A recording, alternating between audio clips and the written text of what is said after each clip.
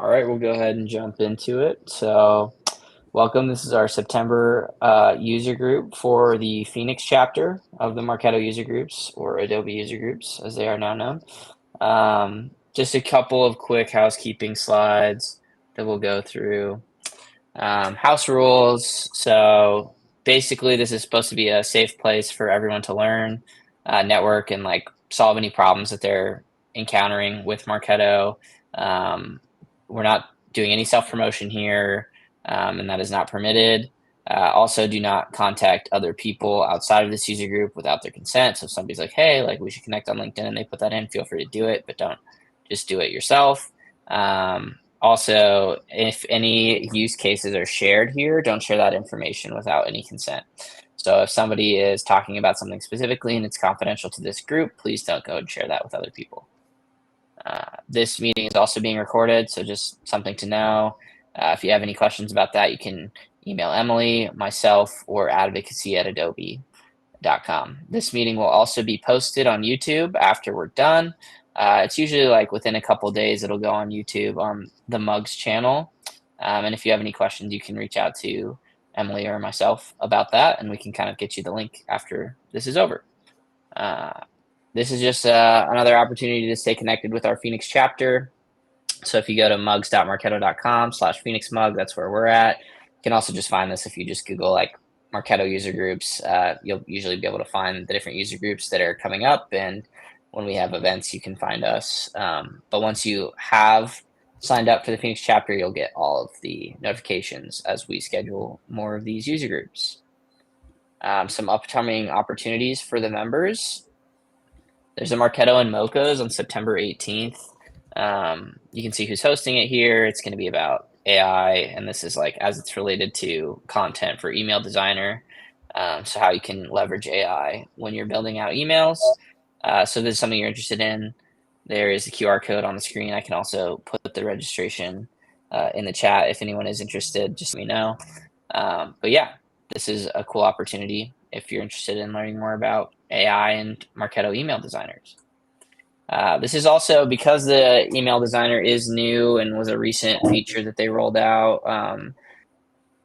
If you're utilizing it and you're having any problems or questions or trying to learn more about it, these are two different resources for you.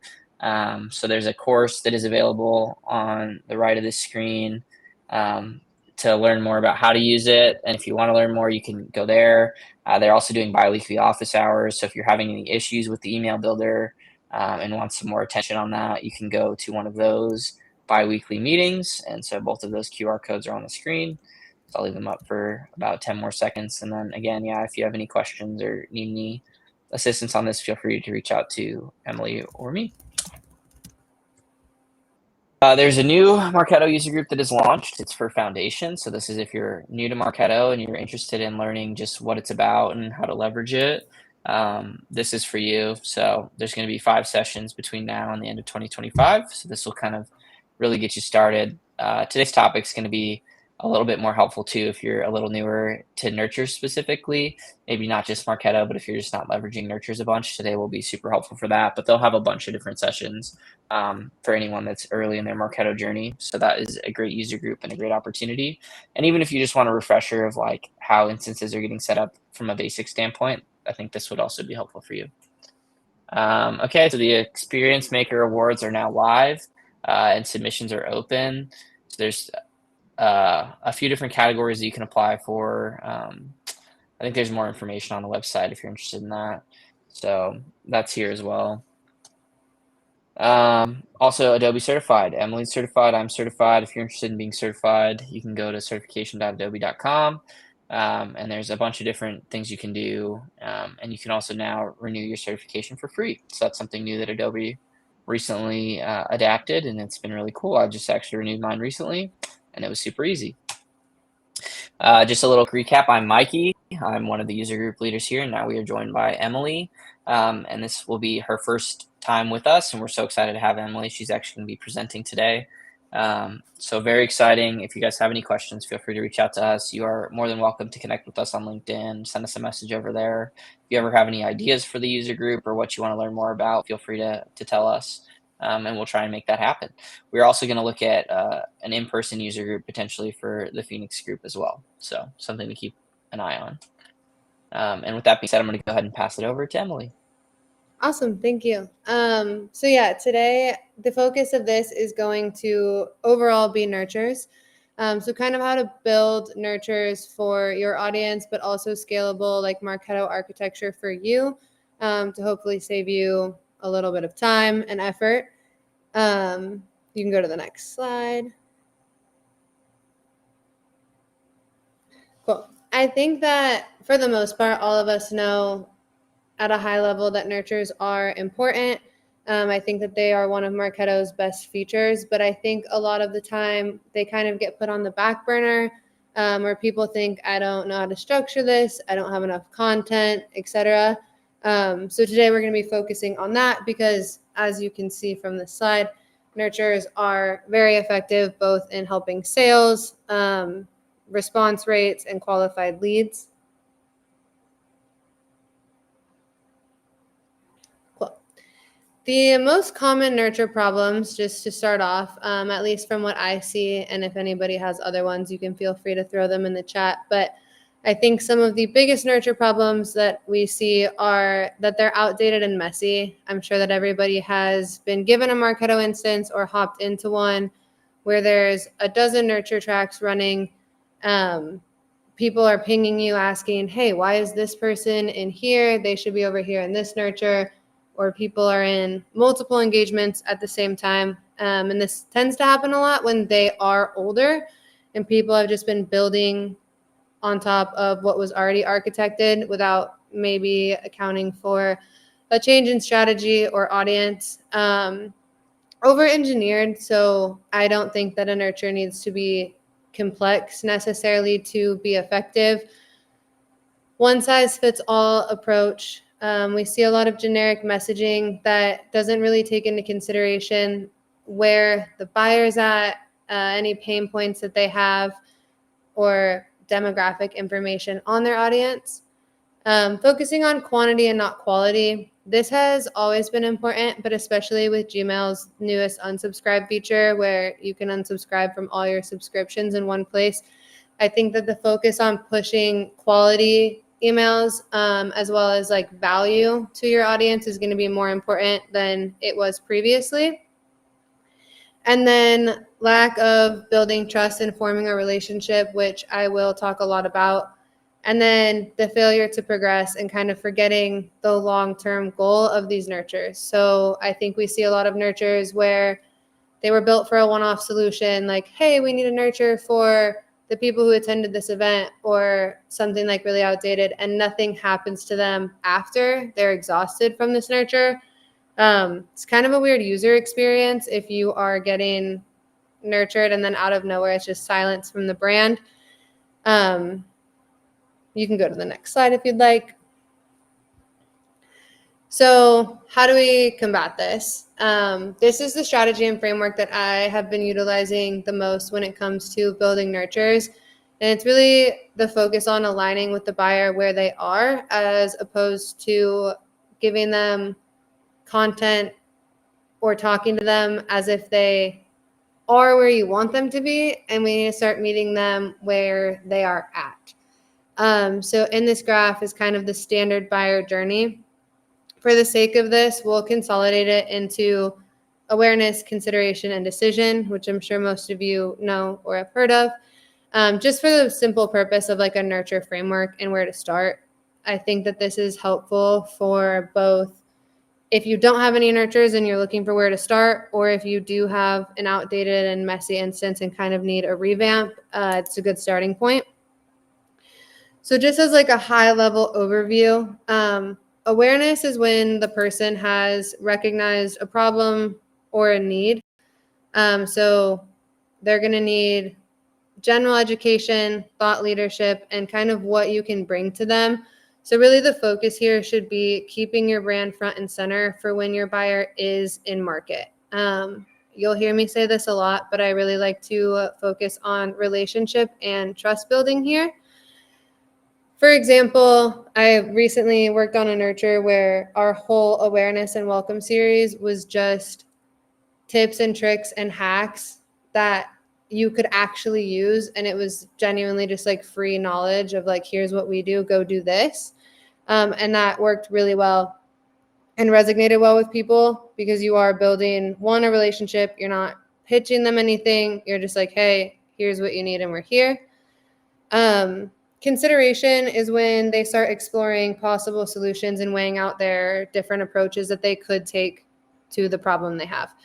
So this is kind of when you want to start highlighting how you help.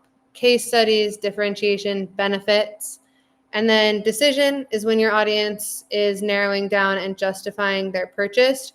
So the buyer will typically be super focused on ROI calculators if you have them, demos, trials, and things of that nature.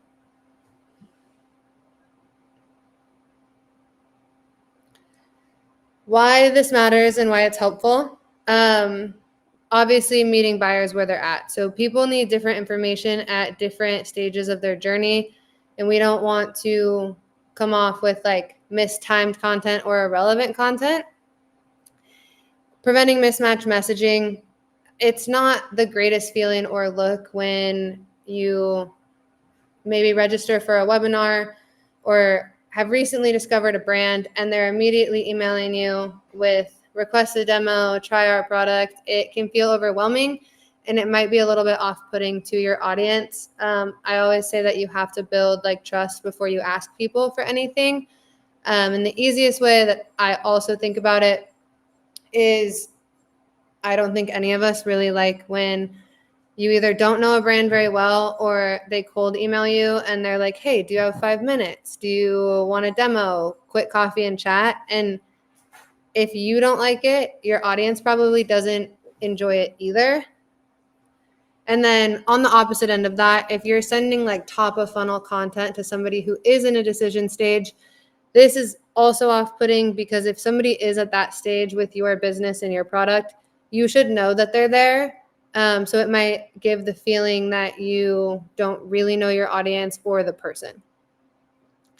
Structure for measurement. When you are doing this, it's a lot easier to identify gaps in your journey. So if you do have these nurtures set up and we have excellent engagement in awareness, but low in consideration, it might tell us like we need a content revamp in middle of funnel. Alternatively, it kind of creates a roadmap for what content is like performing best and what we should be pushing more. I think a lot of people sometimes also get stuck on when we talk about nurtures, and something I see with clients a lot is them saying like, I don't have enough content to do this. Once I get new content, I will launch these nurtures. So we've started doing a lot of content inventories lately. If anybody needs a spreadsheet for it, I have a really helpful one. But just doing like a website audit and saying, okay, we have these on-demand webinars, these white papers, they're for this product line, or however you guys differentiate these content, you will discover a lot of content that you didn't even know that you had. And then it also makes nurturing more buyer-centric. So when we are using this framework, it's really focusing on how the buyer experiences the journey as opposed to internal definitions like MQLs. And while these things are important, somebody might be an MQL in your eyes and from the scoring you've set up, but they're not necessarily there yet or ready. So we want to like nurture where they are and guide their journey as opposed to like forcing them through things.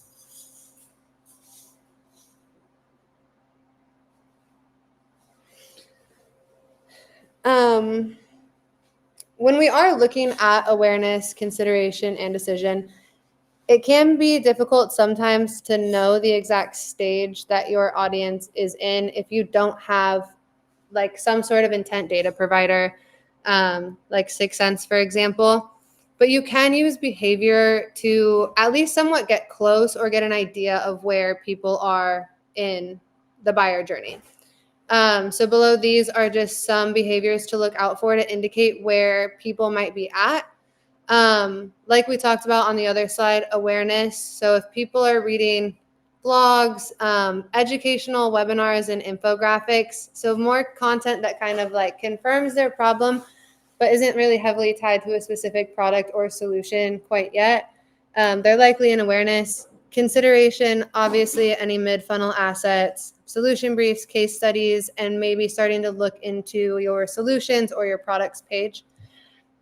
Decision, obviously, demo requests, trials, as we talked about, ROI calculators, and frequently hanging out on case studies and testimonials might be indicators of these different stages.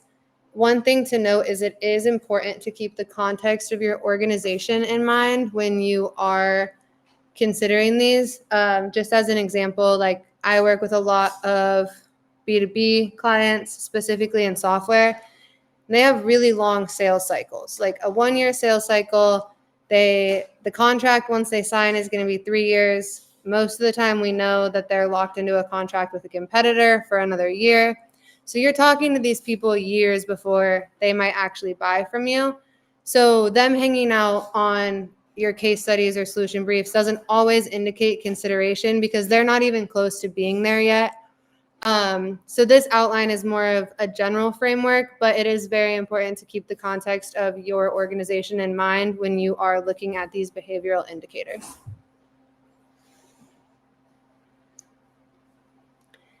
And then measuring the impact of nurtures. So I think that there is a lot of conversation around this.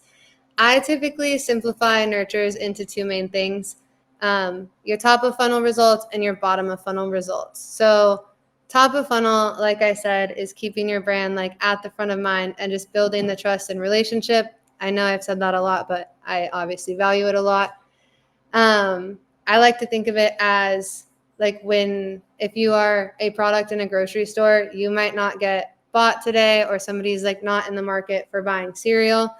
But when you go back to the store and I am ready to buy cereal or I need it, Lucky Charms is always at eye level. They like strategically place their boxes there.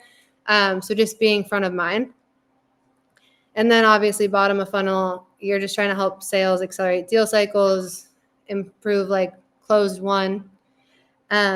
And then how to measure that. So these three are specifically a little bit more applicable to B2C just because these are easier metrics. I will dive into B2B metrics on the next slide, but if you are in B2C, a control group is probably the easiest way to go. So if you just take your not nurtured group versus nurtured, and it does not always have to be 50%. Most people don't intentionally not nurture 50% of their audience. It can be 10, 5, 15, as long as you have enough volume to like prove significance. And then just measure the lift, the difference in whatever outcome your organization wants to see between your control group who is not nurtured and the people who were. Again, B2B makes this a little bit tough. So I've seen a lot of teams use historical benchmarks to measure this. If they launched a new nurture this year, this quarter, we'll use year over year, like quarter over quarter data to do this. Bottom of funnel metrics that you should see when nurturing correctly is your time to close should improve and your win rate should increase. And then another way to measure top of funnel metrics if you're in B2C is basically the percent of in-market or people who are available to buy a product that either requested a demo, maybe moved down your funnel or whatever, again, the outcome of your organization is desired to be. So you would basically take the number of however many took the action you wanted, divided by the total in-market buyers. The reason I say this is easier if you are a B2C company is it's a lot easier to find your number of in-market people because there's consumer research providers that will give this to you. It's a little bit more difficult to figure out if you are B2B. And then if you are in B2B, these are some things that I typically look for with clients when we're launching new nurtures. Pipeline influence. So basically the percent of your pipeline that was touched by your nurtures and where they are. So even if people are saying, oh, well, like these people from the nurture are not even closed 1? How many open opportunities started with or interacted with your nurture? And where are they versus people who did not interact with your nurture or get nurtured? You can pull reporting for ACV and AOV. Do customers that you nurtured spend more once they do close? Do they purchase more frequently? If you can get a little bit creative with Salesforce reporting, you can normally tie the campaign influence to these opportunities. And then brand awareness and overall engagement. So this one, again, I think that there is different ways of viewing it and opinions. Brand awareness is not always like able to be measured right away, and sometimes not at all, but it is one of the most important pieces, like being top of mind to potential customers. So yeah, you could look at shared links, mentions of your brand, organic search traffic through Google Analytics, G2, etc. You can also look at how many more touch points are being generated from your nurtures. Like, did people actually register or download this from our nurtures? All are very important. So there are like a couple ways that you can still prove that your nurtures are providing value and resonating with your audience. And I think too, another thing that sometimes people get stuck on when it does come to nurturing is they don't know how to report on it. The opens and clicks aren't good enough. So they just kind of, again, put it on the back burner. But I think my best advice would be to just like measure what you can. As you have more volume, more data, the reports will start to come together and you can pull more in-depth reports. But a nurture can only run it can only work if it actually runs. So build it, and then if you don't have reporting already, you can build it as you go, as people request like different reports. Hey, is this driving XYZ? And you can go from there.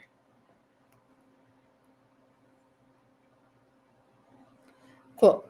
And then moving on from the strategy and kind of how to structure it from the buyer, I want to talk a little bit about the architecture that I normally use. So again, whether you are starting out and you don't have any nurture programs because you have a fresh Marketo instance, or you got a Marketo instance and the nurtures are a mess, I have implemented this from scratch, and I have also retired old nurtures and moved everything into one of these control programs. So it does work both ways. So just as a quick overview, I structure all of my nurtures with a default program as the control program. This kind of eliminates the need for having a complex add to program in every nurture. It also like gives you one space where you can see all of your target lists. It's easily adjustable. But because it uses like a choice step, which I'll get into, you don't have to worry about people accidentally making it into multiple nurtures at one time. The engagement programs are still going to be responsible for stream routing if you use it. But for the sake of this default control program, I would recommend creating 3 fields. They're all string fields, but a current nurture status, current nurture, and nurture log. I'll get into how you stamp those and what they do in a second. But again, overall, you have more centralized control. It is easier to add new programs when you build them or get rid of old ones. And then you just have a little bit better visibility into nurture journeys when you use the nurture log, which I'll explain how to do. You can go to the next slide if you want. All right. How it works. So sorry, let me actually also pull up the presentation so I can look at the first slide really quick. Okay. So the O1 initial current nurture assignment, this is just going to look at your eligibility. So we here are checking, like the smart list is normally if nurture eligible is true. So you're subscribed, you're not invalid, email address isn't empty, and whatever other filters your organization deems to be marketable. And all it does is make sure they're eligible, and then it will execute on the assigned current nurture. The screenshots here are kind of how to structure the assignment. The smart list that you saw in the first screenshot are just choice steps saying if a person's in this, stamp their current nurture as awareness, consideration, decision, or whatever your nurtures are. And again, this eliminates people being in multiple because once they hit choice 1, they are done with this step. They will not go on to choice 2, even if they appear in multiple smart lists. So it's also important to order this in the order of priority in case you feel like you might have conflicting logic or people are making it into more than one smart list. All I do after that is just stamp their current nurture status as normal. The options that I use for this are normally paused, do not nurture, and normal. That's it. So stamp their current nurture that they should be in, turn them to normal. And then you can see in the second screenshot, this is the smart campaign inside of the engagement program that captures them. So once that data value changes, if they're not already a member and their nurture log doesn't say nurture XYZ, then they get added to the program, and that's it.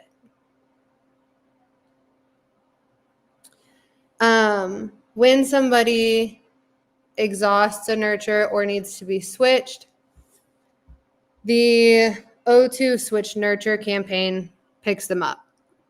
So once their current nurture status, the data value changes to exhausted, and they are still nurture eligible, as you can see in the first screenshot, all we do is re-execute the assign current nurture campaign. So that will always handle the nurtures. So there is only one campaign that is assigning people to however many nurtures that you have.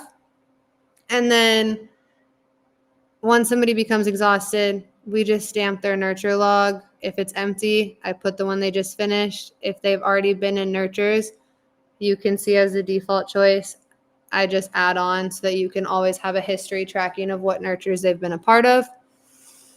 And then you can always feel free to add in other campaigns like pause or set do not nurture. So if like somebody becomes a competitor, we would maybe change their current nurture status to do not nurture. All of those, like the pause and do not nurture, are kind of up to your organization, but you can obviously add those into your control program. And then personalization. This is another thing that sometimes I think, myself included, you have this idea that you don't know where you want to start with it or that you don't have enough to go off of. However, especially in today's marketing world with so many marketing touches from every company, personalization is super, super important. One, I will always tie it back to building a relationship and making your audience feel like you know them, but also people expect it. So it is really important to at least start working toward, because it is a consumer expectation at this point. So personalization and dynamic content, I mean, specifically as it relates to nurtures, obviously there's going to be a higher engagement level. When you talk to people about things that they care about or they're interested in, they are just more responsive. If I'm supposed to know a lot about you and I come up to you and start talking about something that you absolutely do not care about, you're probably not going to really want to continue the conversation. And the same thing does apply to when you're speaking to your audience. It helps you with efficiency. So if you have good segmentation and you can do dynamic content well, one nurture can serve multiple audiences as opposed to having, like, for example, I've seen instances where somebody has a CMO nurture, a VP nurture, an end user nurture. So having good segmentation can really save you a lot of time as well. And then reducing manual work and one-off campaign building. Just one small example that I can think of here with this is I am currently working through a nurture, and we have decided to add in a snippet at the bottom of the nurtures where we always update it with upcoming events, recent like white paper releases, etc. Basically just a related content section, but it is a snippet so that we can change it out monthly. And then it changes through all of the nurtures that we have it in. So it reduces like our need to go create an email send to just promote the new release of a white paper. And it also obviously would give your audience less inbox fatigue. They're just seeing it in one email as opposed to you sending them one nurture, a webinar invite, and also the release of their newest blog. Why use it? Like I said, buyers do expect personalized experiences, makes for a better user experience, can maximize the value of the existing content you have. And then, of course, people need different information. One thing that I've been doing recently, and I think about a lot when it comes to the structure that I talked about earlier with awareness, consideration, and decision. Although me and my C-suite and like my CEO and everybody might all be in awareness because we just learned about a product, we don't care about the same things. Like as an end user, I care about how you're going to make my life easier, my clients' instances cleaner, and kind of what you can do for me. And I don't really care about how you're going to help us get more closed won deals, drive revenue. But on the flip side, my CEO does care about those things, and he does not care how your product helps Marketo users because he's not in there very often. So even segmenting the buyer group is very helpful because even if everybody's in the market for your product, it's not for the same reasons. So to start using personalization, I will always begin with simple segmentation rules. If you stamp industry, buyer group, product interest, all of those things can be a helpful starting point because even if you think it's small, some segmentation is better than not at all. And it doesn't have to be huge. It doesn't have to be whole emails with different designs, linking to different places. You can start with subject lines and CTAs, different header images. And then as you kind of move on, you can graduate to like behavioral segmentation. Just as a high level example, if somebody visits a pricing page X amount of times, we might move them to our consideration segmentation. And there's a lot that you can do with it, but I would really encourage everybody to start using it, even if you think it's on a small scale or you don't know where to go with it. I would just start because as you build it and see more options, it's super helpful in terms of like building great segmentations that can help you and your audience.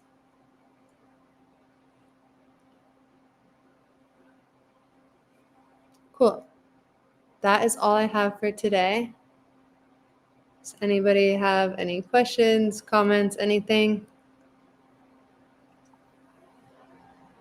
I'll start by saying thank you. That was so great.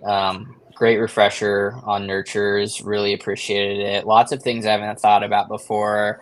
The idea of a snippet is so fun because it does allow you to do more personalization, which, because I feel like there's all kinds of things come up when you're working with different content people as it relates to nurtures where they're always like, oh, but I want to do this instead. So really love that idea. Love the controller. Just so many helpful tips. We'll give another like minute or two for questions, and if nobody has any, we can end early.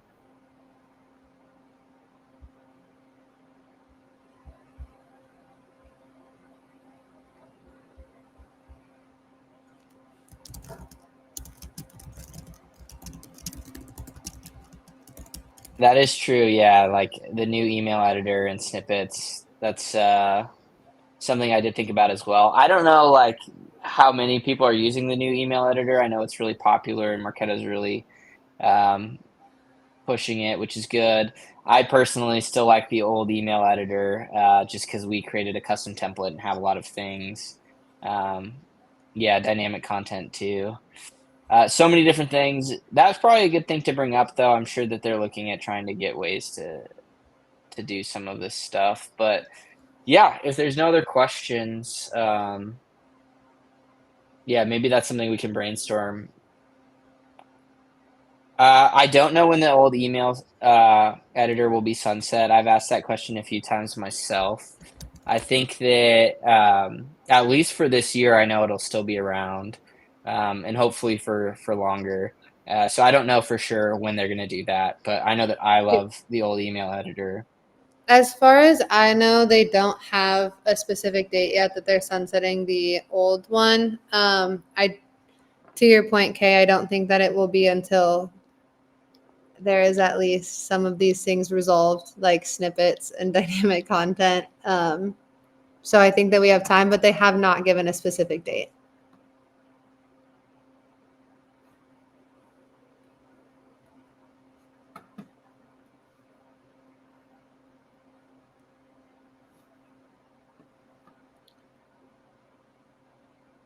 Can we have another nurture session where you show us how to create from start to end? Do you want to see like the program build from start to end and like the traffic controller? Yeah, I think we can do that. Yeah, I think that's a good idea for a future one. So this was more of an overview. Maybe we can do a little bit of more of a deep dive next time. Yeah, we can definitely do an architecture set like session for the next one. And if you have anything else that you would like to see built, feel free to let us know and we can do a session on it.